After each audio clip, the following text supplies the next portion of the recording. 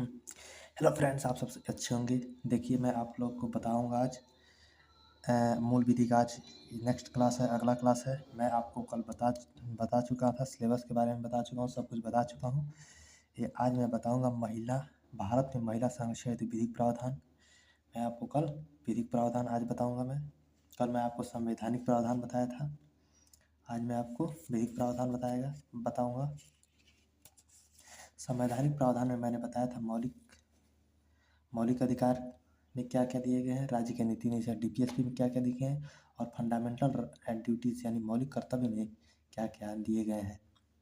तो मैं आपसे एक सवाल करना चाहता हूँ कि आर्टिकल 15(1) में क्या कहा गया है, डीपीएसपी के आर्टिकल 39D में क्या कहा गया है, और पैसा एक्ट कब आया था, पीईएसए एक्ट कब आया था, कब लागू हुआ, कितने राज्यों में लागू हुआ है, ये इसका मतलब पूरा नाम बता दीजिए।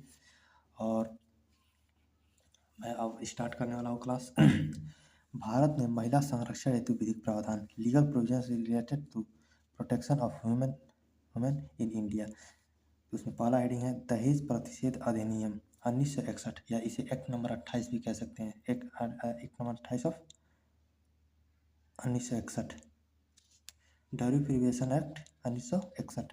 ये लागू कब हुआ था, 1 जुलाई 1961 को हुआ था। तो इसे जाने से पहले ये तो जान लीजिए दहेज आया कैसे। दहेज का इतिहास, प्राचीन समय में वधू पक्ष की ओर से वर पक्ष को स्नेह पूर्वक दिया गया उपहार को वर दक्षिणा कहा जाता था।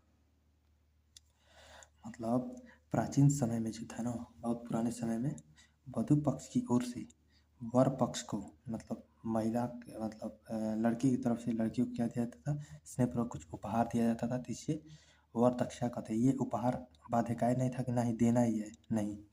प्रारंभ में यह सभी स्वेच्छा से दिए जाते थे। इसमें किसी भी प्रकार की बाध्यता नहीं थी। बाद में समय के साथ सभी स्वेच्छा तत्व गायब हो गए, शैक्षिक तत्व गायब हो गए और दबाव का तत्व आ गया, और इन उपहारों की मांग नगद में, वस्तु के रूप में, संपत्ति के रूप में, न केवल विवाह के समय बल्कि विवाह के बाद भी दबाव बनाकर की जाने लगी।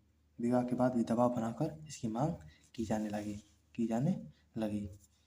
तो पहले जो ये था दहेज, वो पहले अपने मन से दिया, मतलब देते थे उपहार के रूप में, और उपहार को जबरदस्ती मांगा जा रहा है, नहीं हमें चाहिए तो चाहिए। ठीक है, इसमें अगला बता रहे हैं कि जो मूल रूप से दूल्हे के लिए स्वेच्छापूर्वक दक्षिणा थी वह अब मांग बन गई है, जिसे दहेज कहा जाता है। जो मूल रूप से दूल्हे के लिए स्वेच्छापूर्वक जो दक्षिणा थी वो अब मांग बन गई है। इसी को दहेज कहा जाने लगा। आज़ादी से पहले या स्वतंत्रता से पहले दहेज से प्रतिबंध संबंधित पहला कानून सिंध प्रांत के द्वारा सिंध देती लेती अधिनियम 1939 के रूप में आया था। एग्जाम में आता है सबसे पहला कानून कब, आज़ादी के पहले सबसे पहला कानून भारत में कब आया था, तो सिंध देती लेती अधिनियम 1939 को आया था। स्वतंत्रता के बाद दहेज को प्रतिबंधित करने वाला पहला राज्य कौन 1950 में आया। पहला राज्य 1950 में बना, पहला राज्य बिहार बना, 1950 में बना। ठीक है, पहला राज्य बिहार बना 1950 में। बिहार दहेज अधिनियम 1950 आया। उसमें क्या आया था, बिहार दहेज अधिनियम 1950, या इसको बिहार प्रतिरोध अधिनियम भी कहते हैं, या इसमें 1950 में आया था। इसके बाद आंध्र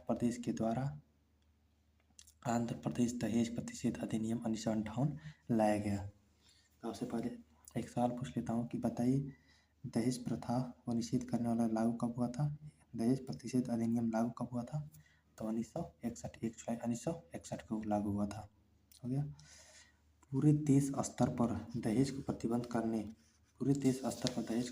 करने के लिए कानून लाने का केंद्रीय प्रयास दहेज प्रतिषेध विधेयक 1959 के द्वारा किया गया, जिसे 24 अप्रैल 1959 में लोकसभा में पेश किया गया और बाद में इसे संसद की संयुक्त समिति में भेज दिया गया।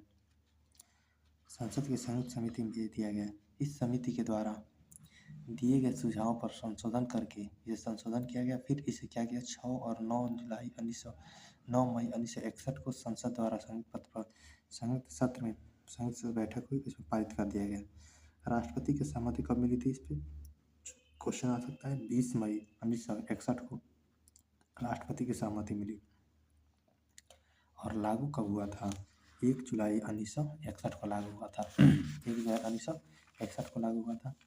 और इसके संबंधित भारत महिला संरक्षण में दहेज प्रतिशत से संबंधित कुछ अनुच्छेद भी है, तो उसे मैं नेक्स्ट क्लास में बताऊंगा। तो सबसे पहले आप चैनल को सब्सक्राइब कीजिए, लाइक कीजिए, दोस्तों के साथ शेयर करना मत भूलिएगा और अपने हाथों से नोट्स बनाइएगा।